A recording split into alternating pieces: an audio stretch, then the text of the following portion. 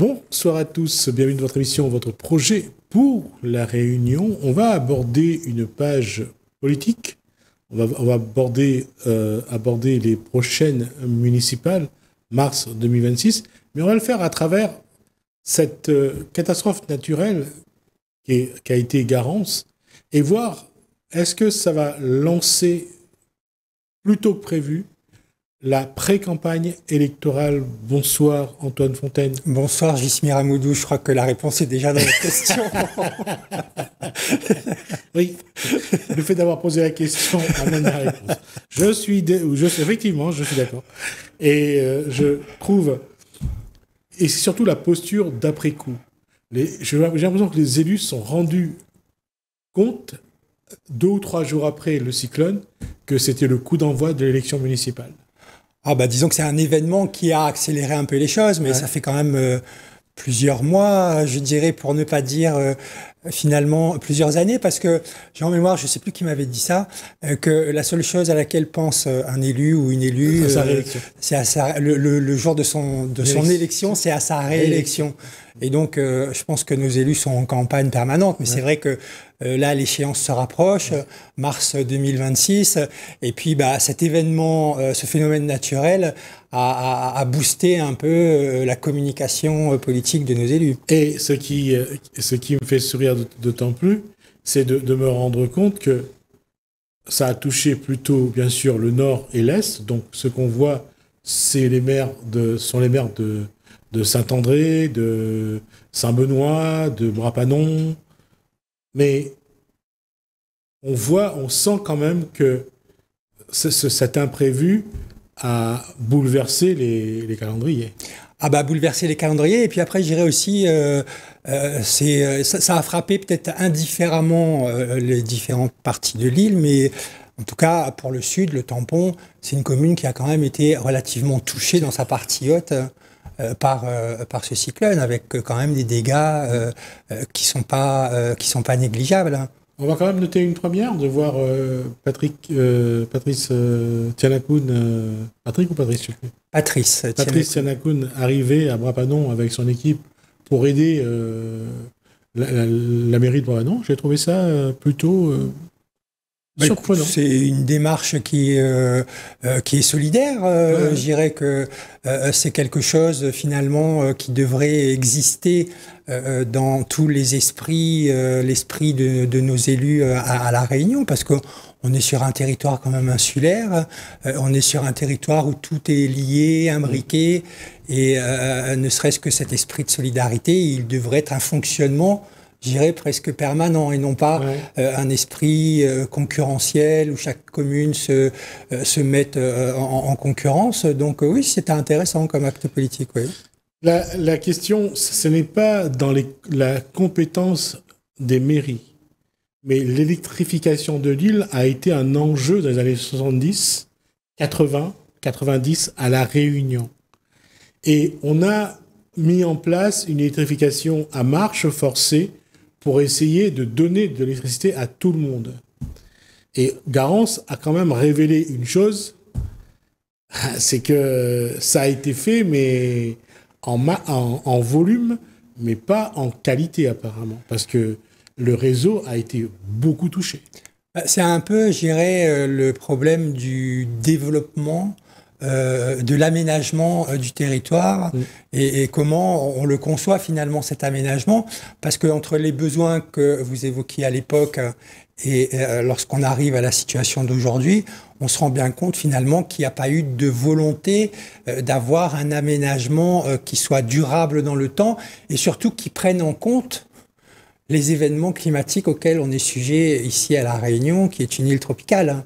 Et dans toutes les... vous parlez de l'électrification, mais sur d'autres sujets, c'est la même chose. On a vu le problème pour l'eau. Le temps que l'eau a mis à revenir, et quand on sait que les tuyaux enterrés pour la distribution perdent 40%, je crois 40% d'eau dans la terre, et pour l'avoir étudié à un moment donné, pour une ville comme Saguenay ou le Tampon, il faudrait 100 millions pour refaire toute la tuyauterie, quoi. C'est-à-dire qu'à La Réunion, on a une politique des grands projets. dans lesquels on investit des milliards et des milliards d'euros, qui, on peut se poser la question de savoir s'ils répondent à un besoin réel. Ouais. Et là, on se rend compte avec ce genre d'événements climatiques, que ça soit la question de l'énergie, que ça soit la question de l'eau, qui sont quand même des besoins fondamentaux de chaque individu, on se rend compte que derrière, finalement, il n'y a pas vraiment de politique publique qui garantisse, qui pérennise en fait cet approvisionnement. Et ça, c'est vraiment très, très dommage, oui.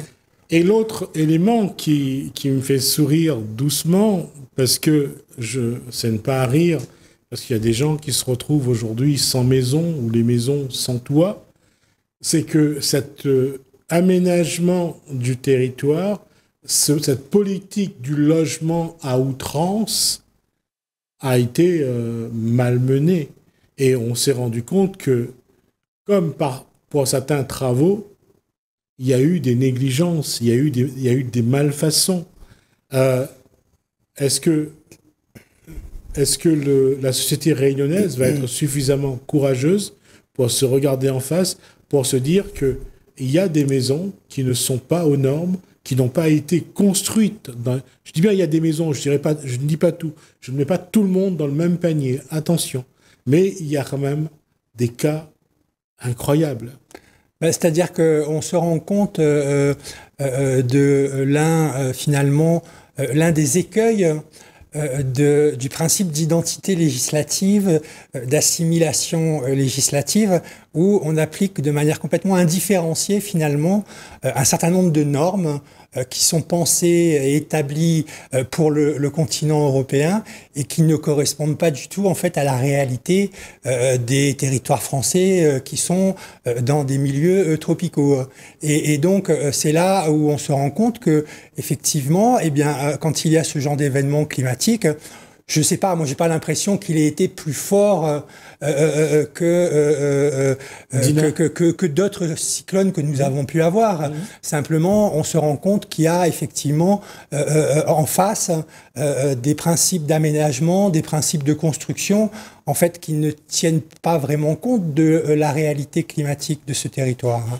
Et donc, on se retrouve effectivement avec ce genre de choses, avec des problèmes d'inondation aussi, qui résultent de cette artificialisation à outrance de la nature.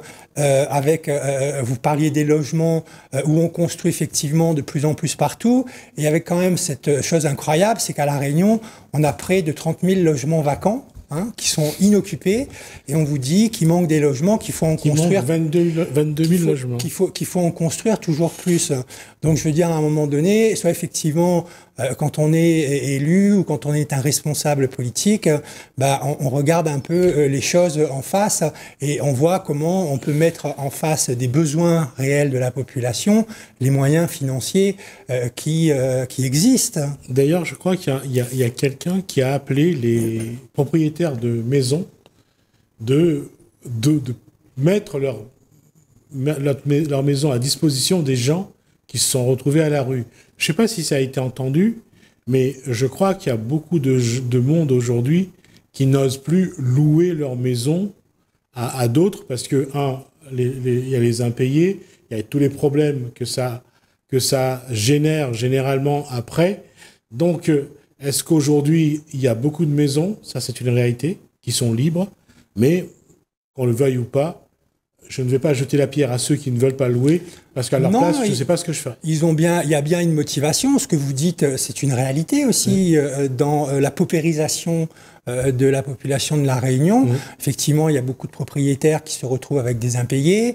Il y a aussi des locataires qui ne sont pas soigneux des logements, et ce qui fait qu'effectivement, il y a un certain nombre de logements, plus de 20 000, qui se retrouvent comme ça, vacants. Mais ça veut dire quoi? Ça veut dire qu'en face, on a quand même des élus à différents échelons de responsabilité qui, avec les outils dont ils disposent, ne sont pas en mesure de trouver une solution à cette problématique du logement. Combien de bâtiments, ne serait-ce, on parle même plus d'habitation, ne serait-ce de bâtiments publics ou même de bâtiments privés qui sont tout simplement fermés, qui ne sont pas utilisés.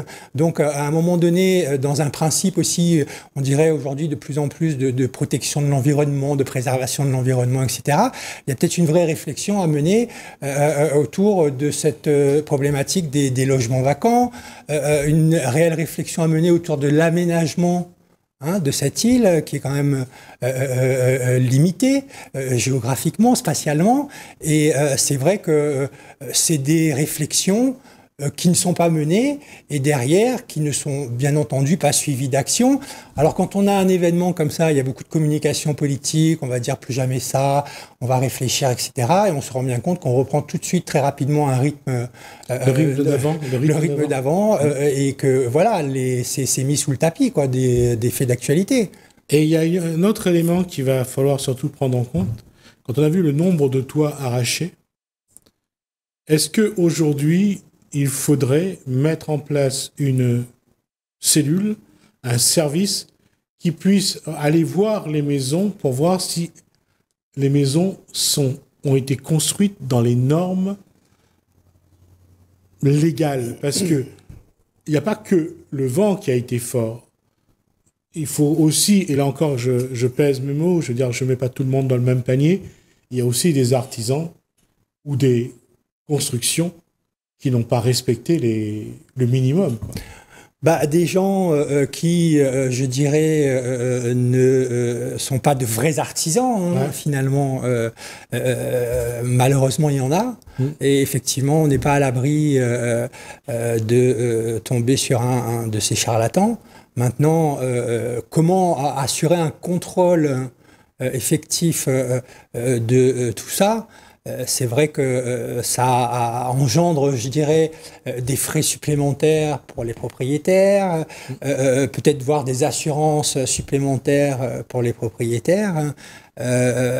Pourquoi pas? Ça peut être une idée, oui. Parce que là, quand on a vu autant de dégâts, il y a eu 500 maisons abîmées, le toit a été abîmé, soit emporté, soit abîmé à Saint-Benoît.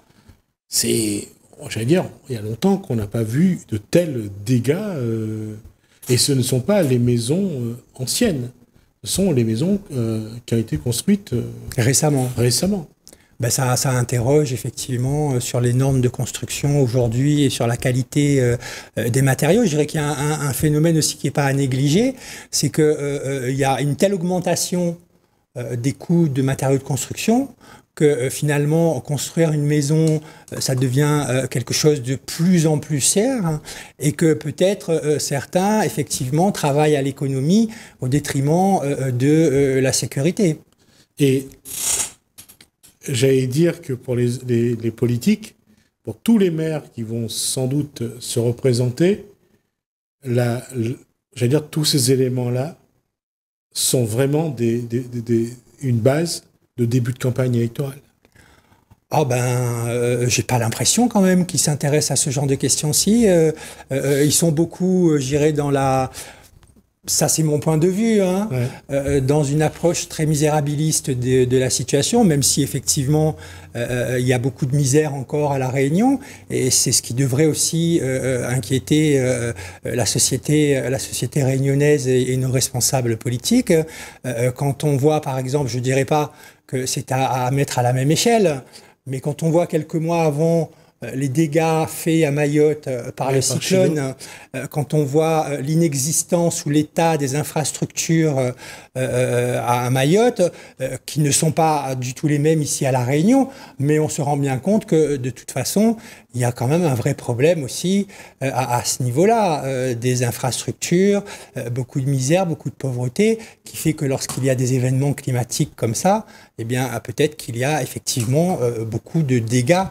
La question peut paraître méchante, mais il y a une volonté de paupérisation de la population?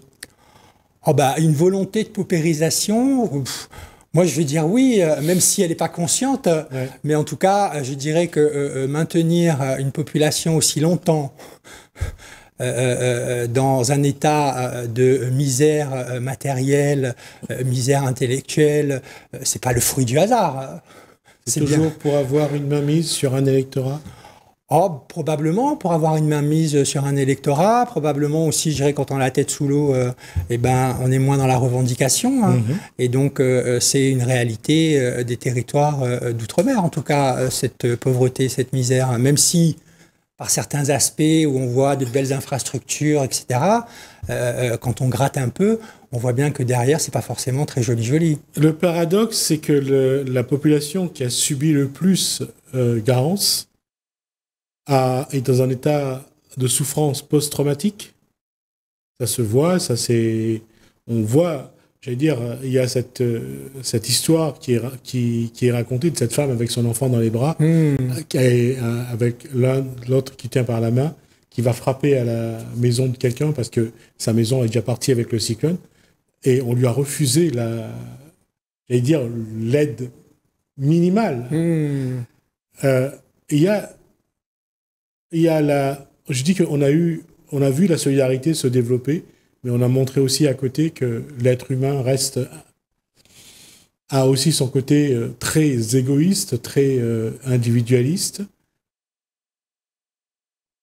On voit cette population-là, elle souffre du passage du cyclone, encore pour quelques semaines et des mois, je crois. Bien sûr.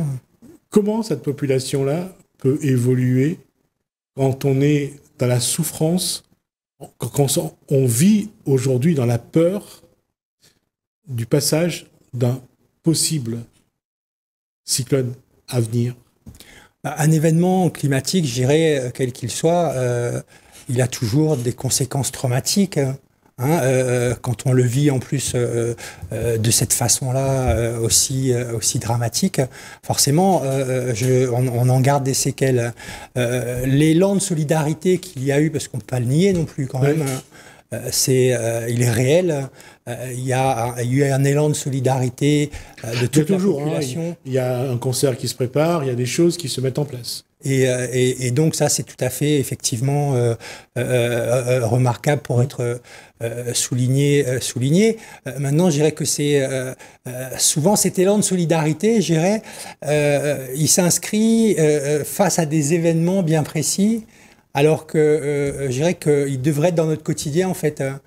Dans notre fonctionnement normal, ce qui a pu être à un moment donné dans la société réunionnaise, à une certaine époque, qui pas si lointaine que ça, où il y avait vraiment cette solidarité dans le quotidien, en fait, dans le quotidien des gens. Et c'est vrai que ce sont des façons de faire qu'il faudrait qu'on se réapproprie et que l'on pratique de manière courante, et pour ne pas dire normale, quoi, en fait. Quand on voit que certaines familles n'ont pas retrouvé l'électricité, l'eau, après une dizaine de jours, après le passage de Garance, c'est un échec de la société réunionnaise où il faut se rendre compte que notre évolution n'est pas aussi performante qu'on a voulu nous le faire croire. Je dirais qu'il ne faut pas qu'on soit non plus dans le misérabilisme. Dans le misérabilisme tout le temps, ou en tout cas à se jeter la pierre systématiquement.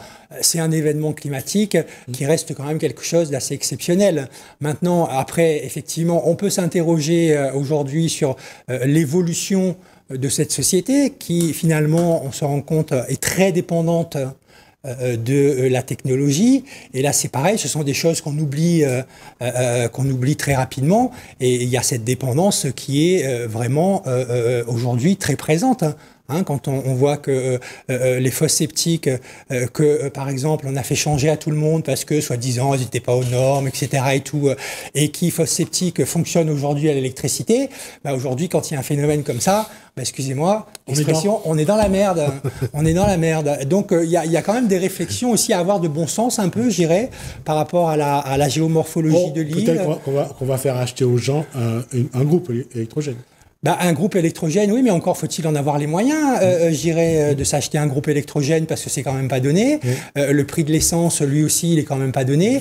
C'est pas à la portée de toutes les bourses d'avoir un groupe électrogène. Et en plus, quand vous vivez dans un appartement, un groupe électrogène, c'est pas forcément ce qu'il y a de mieux si vous voulez pas mourir d'intoxication avec les gaz. Donc il y a quand même une réflexion effectivement à avoir par rapport à ce genre d'événement.